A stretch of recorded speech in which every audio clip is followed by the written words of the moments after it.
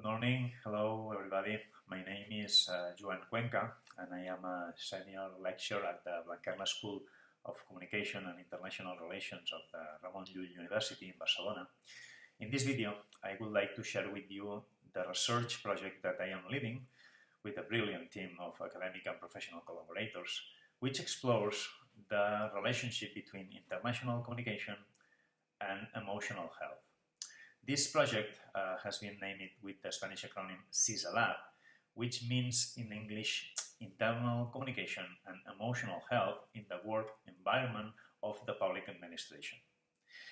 As you know, the original function of internal communication was to promote a fluid relationship between people and to facilitate the circulation and exchange of information about the organizational mission.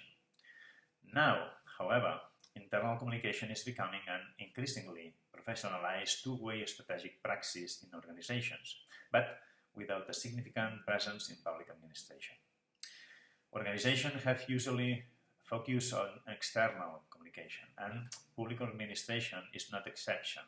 Budgets have focused on citizen service communication. Communication efforts in the face of a critical scenario have also concentrated mainly on external derivations and consequences. However, it has been demonstrated that the contribution of internal communication can also be decisive in the face of any type of situation that constitute a threat to the survival of the organization, or at least to the development of its own activities.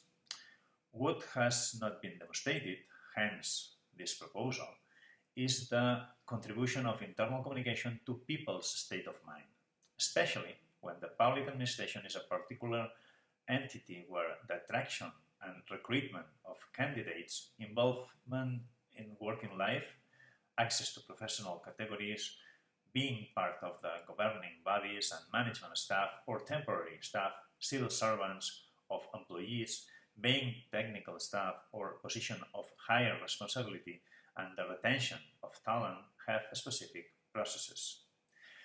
Also, the rotation of government teams can be more or less frequent, and these reasons, among others, stereotype the public sector and can affect the people who work in it.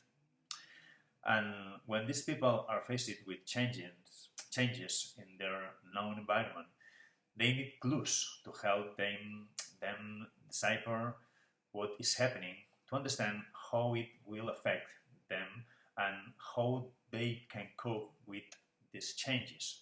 In these situations, people actively seek information through different channels, according to their concerns and needs. Otherwise, stress increases and emotional health can decline. Within the public administration, internal communication is also a lever that can help to protect this kind of health, prevent crisis, and minimize damage by conveying the most appropriate information in the most suitable tone. People working in public administration must be well informed about the problems and opportunities that exist, the objectives and new challenges as well. All the staff must feel supported and reassured by means of communication that help to prevent misunderstandings which may arise because of any unforeseen event or uncertainty at the time, causing emotional discomfort. Disengagement, distance from work, low attendance rate at work events, absenteeism, reduced performance, concerns and psychosocial risk, quiet quieting, frustration and disenchantment or burnout syndrome, and so on, are phenomena that currently reflect a profound dissatisfaction in the world of work.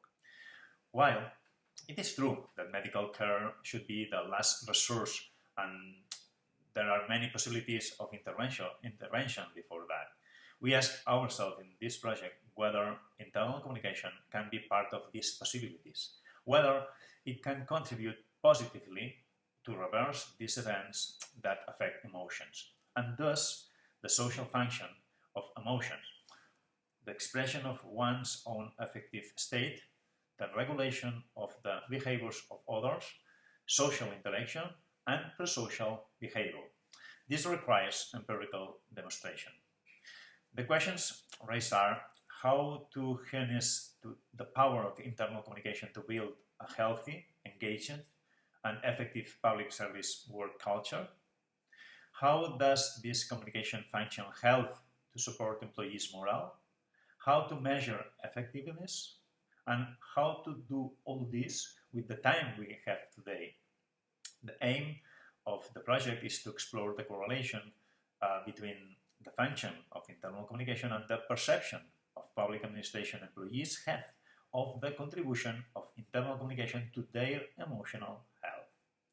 Defined by the World Health Organization as a state of well-being in which the individual is aware of their own capabilities, can cope with the normal stresses of life, can work productively and fruitfully, and is able to contribute to their community. In our project, the public entity to be explored is Barcelona City Council.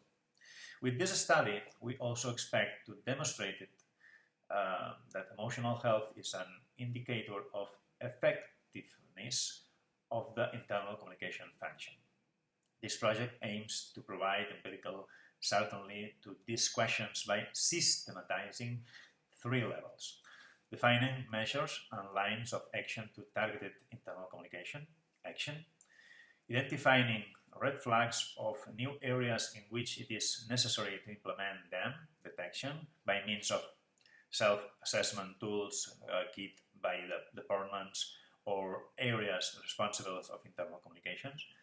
3. Anticipate or avoid them, prevention, through codes of communication protocols and good practice, such as Charter and Code European research areas.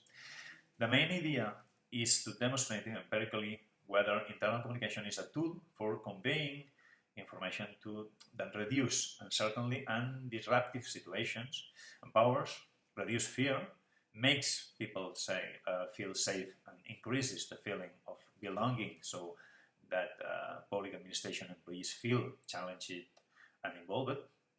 Thus, the project aims to shed light on the correlation between internal communication and emotional health, to enable data-driven decisions on how to involve, motivate, and engage employees or reduce disengagement, with a focus on improving the quality of life in the workplace. Thank you very much for your attention, and I hope that this research has been of interest to you. And if you want to share an experience or want to contact us, please do not hesitate to do so. We are at your disposal. Thank you very much.